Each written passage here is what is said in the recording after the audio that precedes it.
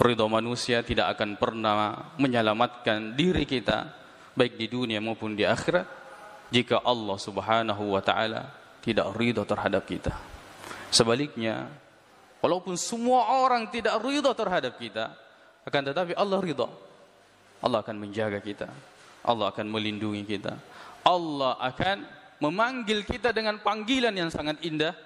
Ya ayyatuhan nafsul mutmainnah, wahai jiwa yang tenang, irji'i ila rabbiki, kembalilah kepada Tuhanmu, radiyatan mardiyah, dalam keadaan ridha dan diridai, fadkhuli fi ibadi, masuklah ke dalam golongan hamba-hambaku yang saleh. Kalau Allah memanggil, dosa akan dihapuskan.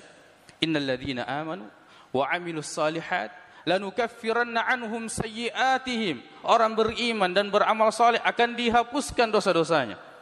Walanudkhilannahum fis salihin, dan kami pasti akan memasukkannya di dalam kelompok orang-orang yang saleh, hamba-hamba Allah Subhanahu wa taala. Fadkhuli fi ibadi wadkhuli jannati, dan masuklah ke dalam surga Allah Subhanahu wa taala.